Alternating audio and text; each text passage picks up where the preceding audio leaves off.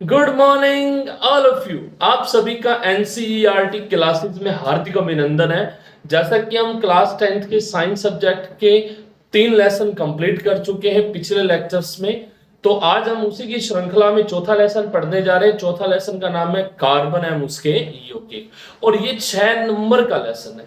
अब तक जो हमने किए उनमें सबसे बड़ा या सबसे अधिक नंबर का यही लेसन है। ज्यादा हार्ड नहीं है क्योंकि इसमें कार्बन के बारे में पूछा जाएगा, कार्बन के गुणों के बारे में, कार्बन किस प्रकार के बंध बनाता है उसके बारे में, कार्बन के क्या रासायनिक गुण हैं, कार्बन के क्या अपरूप हैं, कार्बन के कुछ यौगिकों के बारे में। और ये लेसन वहीं समाप्त हो जाएगा। जैसे साबुन, अपमार्जक या एथेनॉल या इथेनॉल क्या होते हैं, इनके बारे में पूछा जाएगा, और कुछ कुछ थोड़े थोड़े टर्म्स दिए जाएंगे, और ये लेसन यही फिनिश। ज्यादा हार्ड नहीं, इजी है। तो आज हम इसके बारे में थोड़ा सा डिस्कशन कर लेते हैं कि कार्बन वह उसके यौगिकों के बारे में। सबसे पहले कार्बन की बात करते हैं। कार्बन एक अधातु है। कार्बन क्या है? एक अधातु। इसका प्रतीक क्या है? कार्बन प्रतीक सी। इस प्रकृति में पाए जाने वाले वे सभी तत्व जो अग्नि या आग से जलते हैं, उन सभी में कार्बन पाई जाती है। भी इस प्रकृति में जितने जीव जंतु हैं उन सभी में कार्बन पाई जाती है जो जले।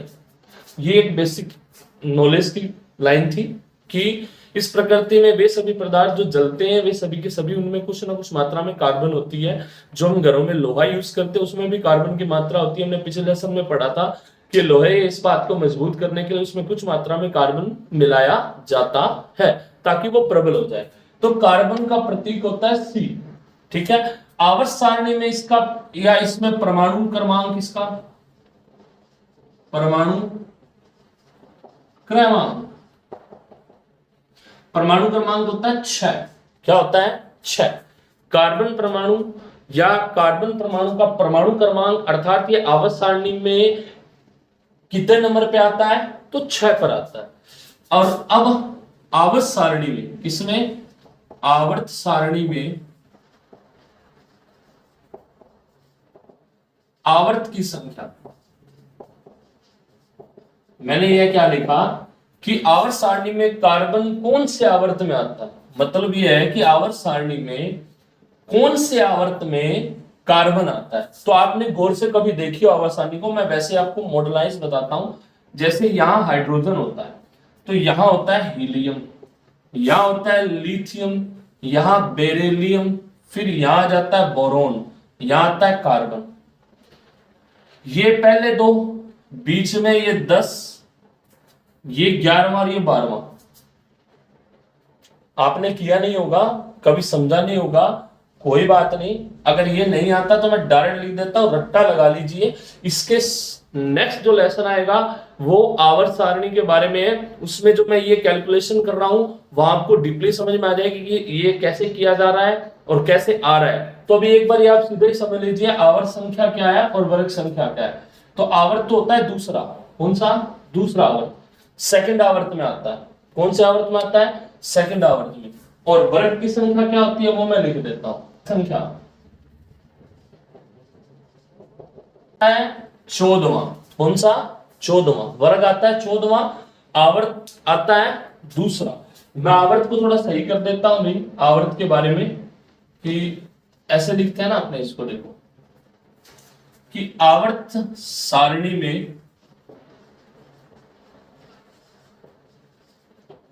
कार्बन कौन से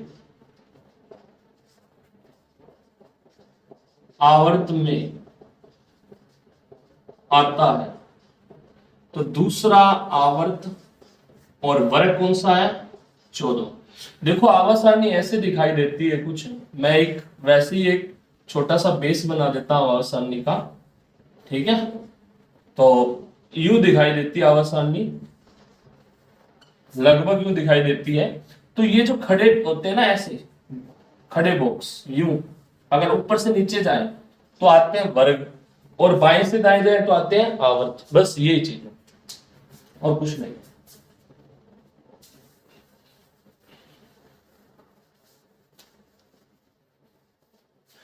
इसके बारे में डिटेल आपको मिलेगी, पर वो मिलेगी आपको 5th लेसन में, जब आपको ढंग से समझ में आ जाएगा। अब तो एक बार आप यूं ही याद रख लीजिए जो चीज मेन याद रखने वाली है। प्रतीक, कार्बन का प्रतीक होता है C, परमाणु क्रमांक होता है 6। आवर्त सारणी में कार्बन कौन से आवर्त में आता है, तो उत्तर आएगा सीधा सा दूसरा आवर्त। और वर्ग संख्या क्या होती है, 14 होती है। और इसका परमाणु भार क्या होता है, या द्रव्यमान, परमाणु द्रव्यमान, तो सबको पता है इसका परमाणु द्रव्यमान होता है 12। क्या होता है, 12 U। ये U क्या है, वो एटॉमिक मास यूनिट है, ठीक है, एटॉमिक मास यूनिट होता है इतना, 12 U इसका एटॉमिक मास यूनिट द्रव्यमान है इसका। इसका इलेक्ट्रॉनिक विन्यास, तो या परमाणु विन्यास, परमाणु विन्यास या इलेक्ट्रॉनिक विन्यास, तो इसका परमाणु विन्यास से इलेक्ट्रॉनिक विन्यास कैसे बना जा सकता है, तो मैंने आपको दो चीजें लिखवाई थी, KLMN में लिख लीजिए या इसको मॉडर्नाइज वे से लिख लीजिए, आपकी इच्छा, इन दोनों में से एक लिखना है। तो KLM पहली कक्षा में 2, दूसरी में 4, तो तीसरी कक्षा की जरूरत ही नहीं होती। क्यों, क्योंकि पहली कक्षा में 2 इलेक्ट्रॉन चले गए, इसके पास टोटल 6 है, पहली कक्षा में 2 डाले, 4 बचे, वो दूसरी कक्षा में चले गए। और यदि इसको मॉडर्नाइज वे से बदला जाए तो 1sp2 और 2sp2 और 2p2, मतलब टोटल 6 हो गए। कितने हो गए, 6। 1sp2, 2sp2, 2p2, टोटल जोड़ लीजिए 2 2 4 और 2 6। अर्थात अगर इसकी बात की जाए संयोजकता की, संयोजकता तो 4 होती है, प्लस माइनस दोनों हो सकती है। कैसे, मैं आपको बताता हूं संयोजकता क्या होती है। किसी भी परमाणु के द्वारा या किसी भी परमाणु में उपस्थित बाह्यतम कोश में जितने इलेक्ट्रॉन उपस्थित होते हैं उनकी संख्या ही आपके अनुसार क्या होती है, संयोजकता। तो आप सीधा लिख सकते हो किसी भी परमाणु के बाह्यतम कोश में उपस्थित इलेक्ट्रॉनों की संख्या उसकी संयोजकता होती है, जबकि ऐसा नहीं होता। रियल परिभाषा तो यह है कि किसी भी परमाणु के बाह्यतम कोश में उपस्थित वे इलेक्ट्रॉन जो किसी दूसरे परमाणु के इलेक्ट्रॉनों के साथ साझा करते हैं या बंधों का निर्माण करते हैं या बंध बनाने में भाग लेते हैं, वो उसकी संयोजकता कहलाती है। मैंने क्या बोला कि आपके अनुसार आपको संयोजकता हमेशा क्या बतानी है कि किसी भी परमाणु के बाह्यतम कोश में जितने इलेक्ट्रॉन उपस्थित होते हैं उनकी संख्या ही आपके लिए संयोजकता कहलाती है। तो आपके अनुसार या आपके सिलेबस के अकॉर्डिंग इसके बाह्यतम कक्ष में 4 इलेक्ट्रॉन होते हैं, इसकी संयोजकता भी 4 होगी, मतलब वैलेंसी, अर्थात इसमें परमाणु लेने और देने की क्षमता होती है 4। तो ये इसका बेसिक एक स्ट्रक्चर था जो आप उतार लीजिए। मैं आपको बता देता हूं, कार्बन, कार्बन एक अधातु है। कार्बन क्या है, अधातु है। इसका प्रतीक होता है C, इसका परमाणु क्रमांक होता है 6, परमाणु द्रव्यमान या भार होता है 12U, मतलब माइक्रो, वो ये एटॉमिक मास यूनिट 12U। आवर्त सारणी में कार्बन कौन से आवर्त में आता है, तो दूसरे। वर्ग संख्या क्या है, 14वां वर्ग है। और परमाणु विन्यास या इलेक्ट्रॉनिक विन्यास मैंने दोनों वे में लिख दिए, इनमें से एक उतारना है, जो आपको अच्छा लगे वो उतार लीजिए। इसकी संयोजकता क्या होती है, 4। अब याद रखना, कार्बन 4 प्रकार के भी बंध बनाता है। मतलब कौन कौन से 4 प्रकार के, मैं आपको बता देता हूं। कार्बन किसी दूसरे परमाणु के साथ या तो चारों एकल बंध बनाएगा। क्या बनाएगा, एकल बंध। ये नोट डाल के लिख लेना जो चीज मैं अब लिखवा रहा हूं, ठीक है, नोट डाल के अलग लिखना। क्या करेगा, 4 एकल बंध बना लेगा। एक मैं इधर लिख देता हूं, एकल बंध कितने बनाता है, 4। कार्बन परमाणु किसी दूसरे परमाणु के साथ किस तरह जुड़ता है उसको बंध बोलते हैं। क्या बोलते हैं, बंध। और कितने बंध बनते हैं, 4। कौन कौन से, पहला तो बनता है एकल बंध, वो भी 4 बनता है। दूसरा एक द्विबंध और एक 2 एकल बंध, जैसे ये, ठीक है। तीसरा 2 द्विबंध,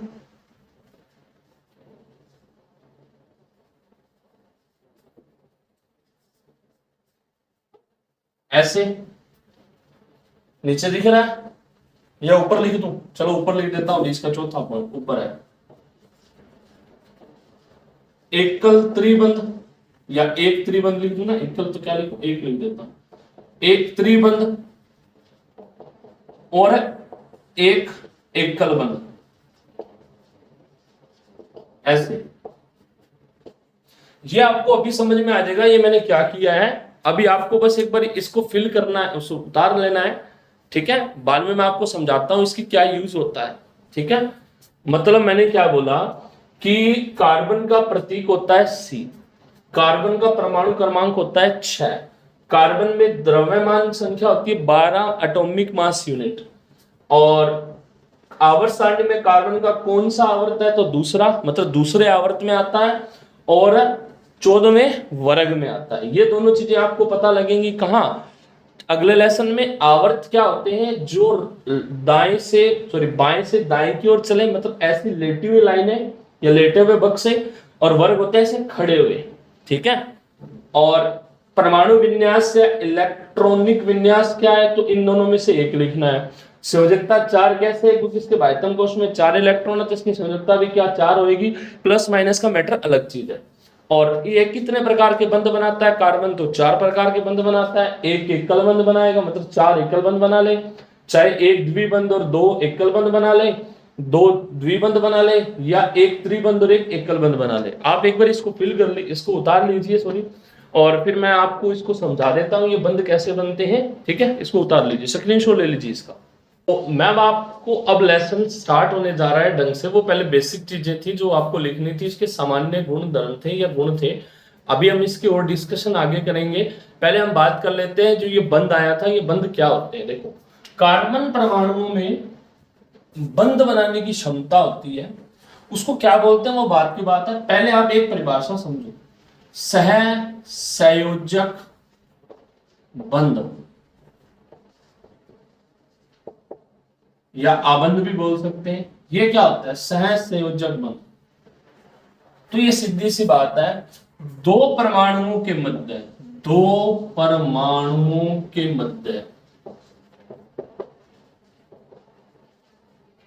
एक इलेक्ट्रॉन युग्म का, एक इलेक्ट्रॉन युग्म, युग्म मतलब पेयर, पेयर मतलब जोड़ा, जोड़ा मतलब 2 इलेक्ट्रॉन, एक मतलब वो एक ही युग्म होगा, एक इलेक्ट्रॉन युग्म, 2 परमाणुओं के मध्य एक इलेक्ट्रॉन युग्म, युग्म का साझा, साझा मतलब बिजनेस, साझा, 2 परमाणुओं के मध्य एक इलेक्ट्रॉन युग्म का साझा ही सहसंयोजक, सहसंयोजक बंध कहलाता है।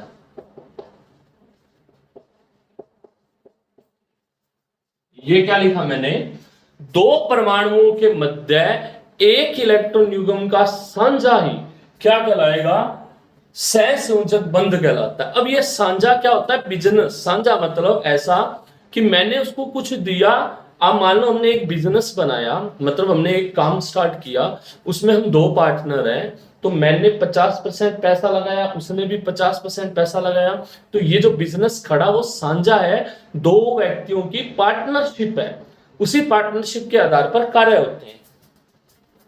क्या है, साझा है।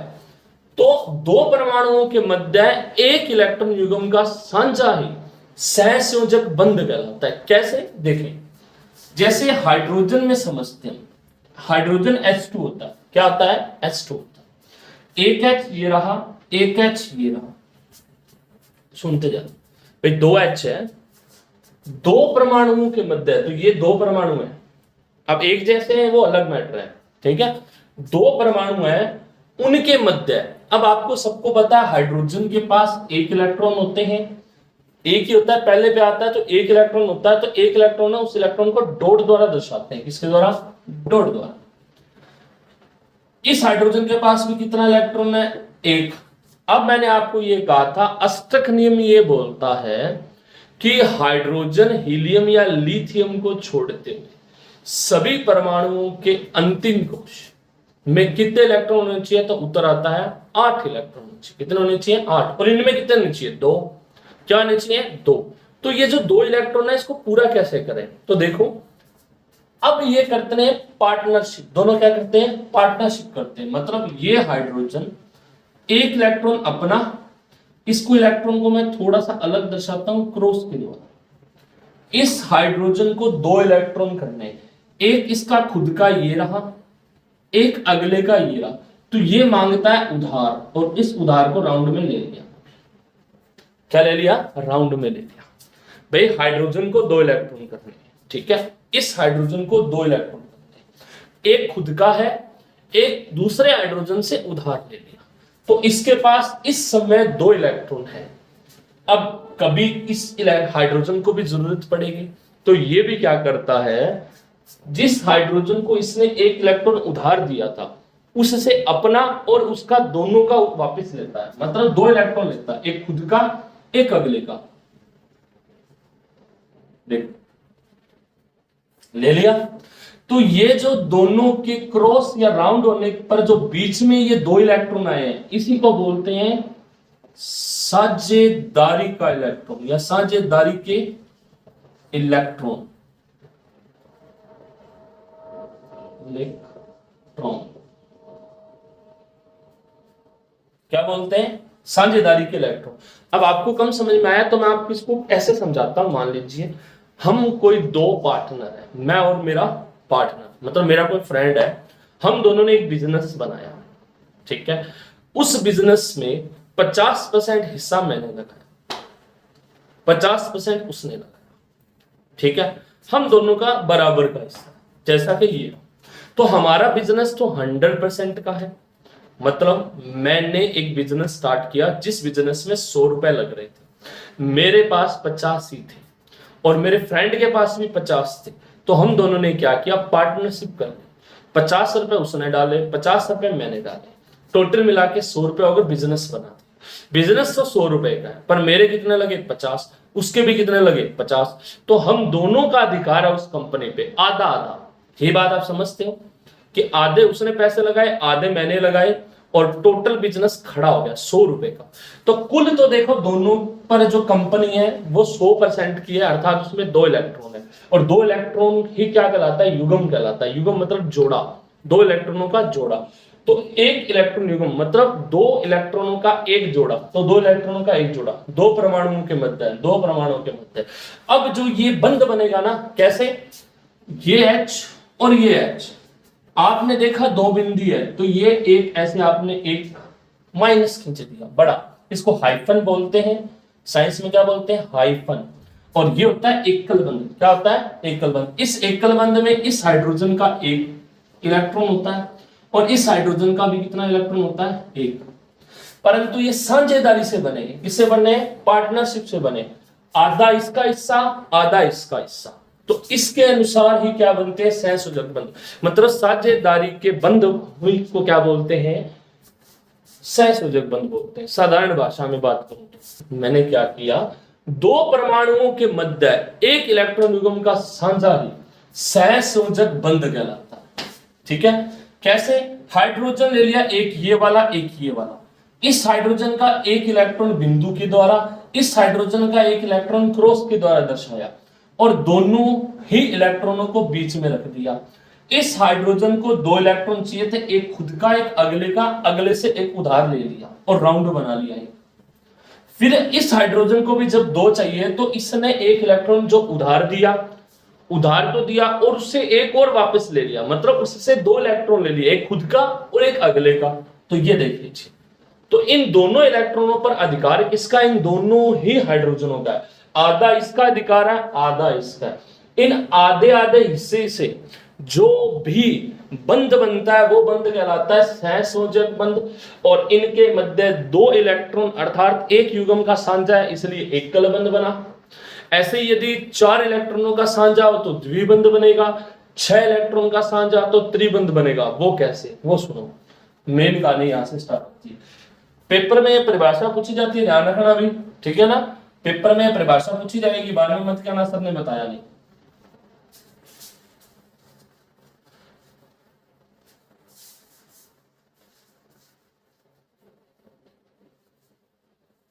अब देखो, एक टॉपिक इसी में आता है, इलेक्ट्रॉन।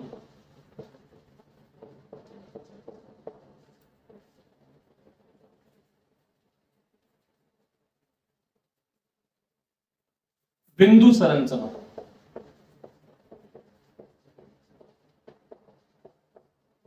ये पेपर में प्रश्न बहुत बार आता है। इलेक्ट्रॉन बिंदु संरचना बनाए, किसकी बनानी है वो देख। पहला हाइड्रोजन की, हाइड्रोजन अणु की, दूसरा ऑक्सीजन अणु की, तीसरा नाइट्रोजन अणु की, दिख रहा है, चौथा फ्लोरीन अणु की, गैस होती है फ्लोरीन, पांचवा ब्रोमीन अणु की या गैस की, छठा क्लोरीन की, किसकी, क्लोरीन की, सातवां मेथेन की, ये इंपॉर्टेंट है, CH4 सूत्र होता है, आठवां एथेन की, एथेन या एथेन कोई फर्क नहीं पड़ता, CH8, C2H8, नोवा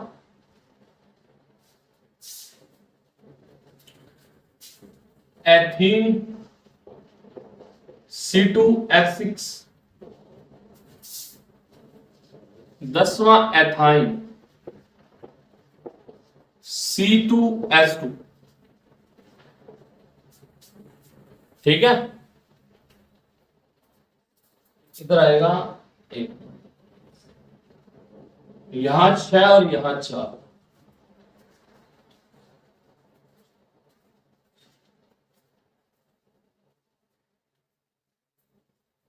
ठीक है, ये इनके सूत्र है। ठीक है, याद रखना। आपको हाइड्रोजन की निकालनी है, बनानी है, ऑक्सीजन की बनानी है, नाइट्रोजन की बनानी है, क्लोरीन की बनानी है, ब्रोमीन की बनानी है, क्लोरीन की बनानी है, मेथेन की बनानी है, एथीन की बनानी है, एथीन की बनानी है, एथाइन की बनानी है, कार्बन डाइऑक्साइड की भी बनानी है, और आपको अमोनिया की भी बनानी है। तो ये 12 संरचनाएं आपको बनानी है। देखो, इनको लिख लीजिए फटाफट, ताकि फिर मैं आगे वर्क करवाऊं। ये 12 की 12 याद रखना। ठीक है, तो शुरुआत करते हैं हाइड्रोजन से। हाइड्रोजन की बिंदु इलेक्ट्रॉनिक संरचना कौन सी होती है? तो देखो, फर्स्ट हाइड्रोजन गैस, इसकी इलेक्ट्रॉन बिंदु संरचना बहुत इजी है। हाइड्रोजन 2 है यहां, इस हाइड्रोजन के पास एक इलेक्ट्रॉन है, इसे बिंदु के द्वारा दर्शाया। दूसरे इलेक्ट्रॉन के पास भी एक है, इसको क्रॉस के द्वारा दर्शाया। अब क्रॉस और बिंदु में ये दोनों जो चीजें हैं, ये इलेक्ट्रॉन को ही दर्शाती हैं कि इसका इलेक्ट्रॉन को A- नहीं लिखने की बजाय हमने डॉट से दर्शा दिया, इसलिए इसको बिंदु बोलते हैं। और ये बिंदु क्या दर्शाते हैं? इलेक्ट्रॉन। इसको क्रॉस से इसलिए दर्शाया कि ये दोनों एक जैसे दिखते हैं, कहां ऐसा ना हो कि दोनों मिक्स हो जाए और हमें समझ में ना आए कि इसका इलेक्ट्रॉन कौन सा है और इसका कौन सा है। इसलिए हमने इस वाले हाइड्रोजन के इलेक्ट्रॉनों को तो डॉट द्वारा दर्शाया और इस वाले हाइड्रोजन के इलेक्ट्रॉन को क्रॉस द्वारा दर्शा दिया। और आपको सभी को पता है हाइड्रोजन को 2 इलेक्ट्रॉन करने होते हैं, तो कैसे करेगा? ये हाइड्रोजन अपना एक अगले का उधार ले लेगा। तो ये हाइड्रोजन भी ऐसा ही करेगा, अपना एक अगले का एक उधार ले लेगा और क्या बना लेगा? इलेक्ट्रॉन बिंदु संरचना। और रियल वाली संरचना कुछ ऐसी, हाइड्रोजन हाइड्रोजन के मध्य कौन सा बंध होता है? तो सीधी सी बात है, एकल बंध होता है। ठीक है, इतना समझ में आ गया? पहला पॉइंट समझ में आ गया होगा। दूसरा, ऑक्सीजन का और 2 बहुत इजी है। एक ये रहा ऑक्सीजन, दूसरा ये रहा। जब आप गौर से देखते हो कि ऑक्सीजन परमाणु आता है 8 पे, कितने पे आता है? 8। और जब आप इसका इलेक्ट्रॉनिक विन्यास करते हो 8 का, कैसे? KLM, तो 2 और 6 M तो आएगा ही। तो आप देखते हो कि इसकी बाहर वाली कक्षा में, बाहर से जो पहली है उसमें 6 इलेक्ट्रॉन है, तो अंदर वाली हम लेते ही नहीं, सिर्फ बाहर वाले लेते हैं। अर्थात ऑक्सीजन के बाह्यतम कोश में कितने इलेक्ट्रॉन होते हैं? 6 होते हैं। तो मैं 6 दर्शाऊंगा कैसे दर्शाऊंगा, इस ऑक्सीजन के 6 और इसके 6। तो इस 6 को 8 बनाने के लिए कितने चाहिए, 2। कितने चाहिए, 2। यही हम करते थे, हर को 8 ही बनाना है तो 2 चाहिए। तो इसके मैं 6 दर्शा रहा हूं, देखो 1 2 3 4 5 6। थोड़ा सा आगे ले जाता हूं, इसके 6 दर्शाता हूं, 1 2 3 4 5 6। आप सभी के मन में आ रहा होगा सर ये 2 आपने आगे कैसे दिए। मैंने आपको अभी अभी कहा था कि प्रत्येक परमाणु यही चाहता है कि मेरे बाह्यतम कोश पूर्ण हो, अर्थात उसके बाह्यतम कोश में 8 इलेक्ट्रॉन हो, कुछ 3 या 4 परमाणुओं को छोड़कर। तो मैं भी वही कर रहा हूं। अब मुझे पता है इसके पास 6 इलेक्ट्रॉन है, इस ऑक्सीजन के पास, इसे 2 इलेक्ट्रॉनों की कमी है, तो ये 2 इससे ले लेगा और क्या बना लेगा, 8 इलेक्ट्रॉन। कैसे, 6 खुद के 2 अगले के। अब इसको जब जरूरत है तो 6 इसके पास है, 2 अगले से लेगा ही। वही बात है कि मैंने बिजनेस किया, मुझे अचानक पैसों की जरूरत पड़ गई, तो मैं मेरे बिजनेस से 50% हिस्सा तो निकाल लूंगा और मैं मेरे फ्रेंड को कहूंगा भी मुझे और भी चाहिए, तो वो मुझे दे देगा आराम से, क्योंकि वो साझा है। अगली बार मैं उसको, जब उसको जरूरत पड़ेगी तब मैं उसको वो पैसा सारा का सारा लौटा दूंगा। ऐसे ही बिजनेस चलता है। तो ऐसा ही है, इस ऑक्सीजन को 2 इलेक्ट्रॉनों की आवश्यकता है तो इसने इसको दे दिया, और जब इस ऑक्सीजन को इलेक्ट्रॉनों की आवश्यकता है तब भी पहले वाले से इसने इलेक्ट्रॉन मांग लिए। तो आपने गौर किया होगा कि ऑक्सीजन के मध्य द्विबंध बनते हैं। देखो कैसे, ये एकल बंध और ये एकल बंध, 2 एकल बंध क्या कहलाते हैं, द्विबंध कहलाते हैं। क्या कहलाते हैं, द्विबंध कहलाते हैं। ठीक है, ये एक डबल बॉन्ड है और ये एक सिंगल बॉन्ड है। तो हाइड्रोजन किस बंध के द्वारा जुड़ा होता है, हाइड्रोजन गैस सिंगल बंधों के द्वारा, और नाइट्रोजन गैस किस बंध के द्वारा, सॉरी ऑक्सीजन गैस किस बंध के द्वारा जुड़ी होती है, तो उत्तर आता है द्विबंध, अर्थात एक डबल बॉन्ड के द्वारा। ठीक है, नाइट्रोजन, तो एक नाइट्रोजन की बात करते हैं दूसरे नाइट्रोजन से, तो एक नाइट्रोजन दूसरा नाइट्रोजन आते कितने पर है नाइट्रोजन, तो 7 पर आता है। देख लीजिए, कर लीजिए, hydrogen, helium, lithium, beryllium, boron, carbon और फिर नाइट्रोजन। नाइट्रोजन आता है 7 पे। अब 7 पर तो आता है, इसका इलेक्ट्रॉनिक विन्यास कैसे बनाया जाएगा, तो वही हम बात करते हैं, K और L 2 और 5। तो हमने देखा कि बाहर से 5 इलेक्ट्रॉन है इसके पास, कितने हैं, 5। तो 5 इस नाइट्रोजन के पास है, तो 5 इसको चाहिए, कितने, 3, 8 करने के लिए, तो 5, 1 2 3 जो चाहिए होते हैं उतने इलेक्ट्रॉन आगे लगा दीजिए। 4 5 इसको भी कितने, 1 2 3 4 और 5। अब आप गौर करेंगे, 5 और अगले के 3, ये पूरे 8, 5 और अगले के 3 8, और ये इलेक्ट्रॉन होते हैं साझेदारी के, इसके बिजनेस, साझेदारी के, बिजनेस तो हम लिख सकते हैं साझेदारी के। तो आपने देखा नाइट्रोजन के मध्य कौन सा बॉन्ड है, ट्रिपल बॉन्ड है। कौन सा है, ट्रिपल बॉन्ड है। अगर आपको ये चीज समझ में नहीं आती तो मुझे अवश्य कमेंट करें, मैं आपको वापस पूर्णतः समझाऊंगा कल के लेक्चर में। यदि कोई कमेंट आ जाता है, नहीं आता तो कोई बात नहीं, हम छोड़ देंगे, कोई बड़ी बात नहीं, आपको इसका मतलब आता है। ठीक है, आगे देखो, इसका मतलब नाइट्रोजन के मध्य त्रिबंध पाया जाता है।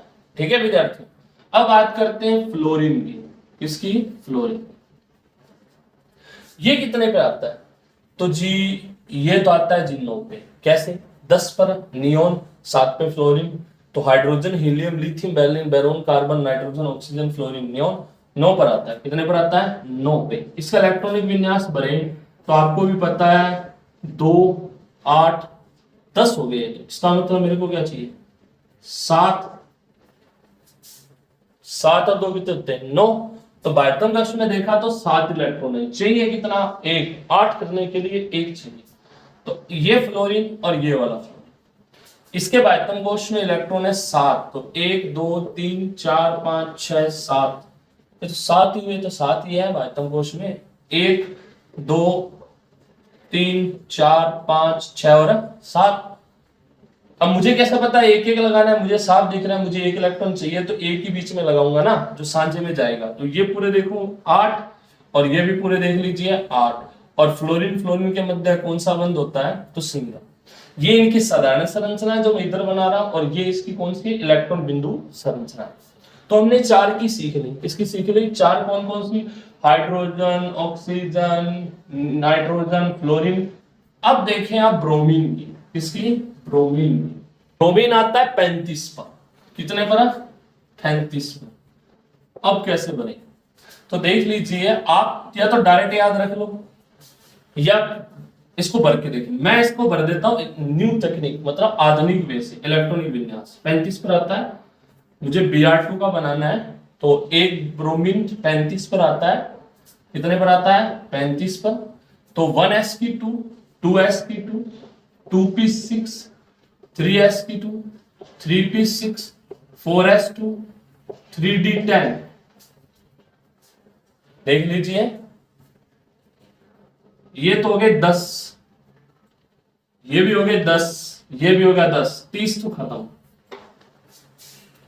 1s2, 2s2, 2p6, 3s2, 3p6, 4s2, 3d10। अब आएगा 4p6, 4p6। अब 4p6 तो लिख नहीं सकता, क्या लिखूंगा? 5, क्योंकि मुझे 5 ही चाहिए। अब मुझे बायतम कोश का कैसे पता लगेगा? नंबर लगे हुए ना, पहला, दूसरा, तीसरा, चौथा। चौथा नंबर, तो चौथे का एक ये हिस्सा और चौथे का एक ये हिस्सा, मतलब 4s2 और 4p5। 4s2, 4p5। चौथी कक्षा लास्ट है। चौथी क्लास के दो हिस्से हैं, सेक्शन ए, सेक्शन बी। तो टोटल बच्चे मेरे पास 7 होंगे, ना कि 5, क्योंकि बायतम कोश वो होता है जो बाहर वाला होता है, और बाहर वाला इसमें चौथा है। चौथी क्लास के इसने 2 भाग किए हुए हैं, एस और पी। मैं दोनों को जोड़ूंगा तो 7 इलेक्ट्रॉन होते हैं बायतम कोश में। आप डायरेक्ट याद रख लीजिए, ब्रोमीन के बायतम कोश में कितने इलेक्ट्रॉन होते हैं? 7। तो इसको 1 चाहिए होता है। क्या चाहिए होता है? 1। तो 1, 2, 3, 4, 5, 6, 7। तो 1, 2, 3, 4, 5, 6 और 7, ये मिला लीजिए 8 हो गए, ये मिला लीजिए 8 हो गए। अर्थात ब्रोमीन ब्रोमीन के मध्य कौन सा बंध होता है? एकल बंध। ये इसकी साधारण संरचना, और ये कौन सी है? इलेक्ट्रॉन बिंदु संरचना। ठीक है विद्यार्थी, ये आप समझ गए होंगे। अगर ये आपको नहीं आता तो आप डायरेक्ट याद रख लीजिए, ब्रोमीन के बायतम कोश में कितने इलेक्ट्रॉन होते हैं? 7 होते हैं। कितने होते हैं? 7 करके मैंने आपको दिखा दिया कैसे। ठीक है, अब बात करते हैं क्लोरीन की। क्लोरीन के बायतम कोश में इलेक्ट्रॉन की बात जब करेंगे तो पहले ये आता है 17। कितने पे आता है? 17 में। तो इसका इलेक्ट्रॉनिक विन्यास 20 तक तो मैं KLMN भर सकता हूँ, इजी है, उसके आगे नहीं होता ना, फिर आधुनिक वाला लेना पड़ता है। 2, 8 और 7। बायतम कोश में 7 है, बाहर से जो दिखता है वो बायतम होता है, अर्थात इसे 1 इलेक्ट्रॉन की आवश्यकता है, तो 1 डॉट बीच में लग गया, बाकी इधर 1, 2, 3, 4, 5, 6 और 1, 7। क्लोरीन एक यहाँ Cl होता है, ये C नहीं है, Cl है ये, ठीक है ना। तो 1, 2, 3, 4, 5, 6 और 1, 7। ये डॉट थोड़ा बड़ा कर देता हूं मैं, ये 7 पूरे और ये भी 7 पूरे। इसका मतलब क्लोरीन क्लोरीन के मध्य कौन सा बंध होता है? एकल। ये साधारण संरचना, और ये कौन सी है? इलेक्ट्रॉन बिंदु संरचना। तो आपने क्लोरीन की समझ ली होगी। अब चलते हैं अपने मेथेन पर, जो मेन है। अब इसका सूत्र कैसे आता मैं आपको बनाना समझाऊंगा, पर अभी नहीं, उसके पीछे, क्योंकि अभी तो हम सिर्फ इलेक्ट्रॉन बिंदु संरचना देख रहे हैं, तो एक बार रट लो बस।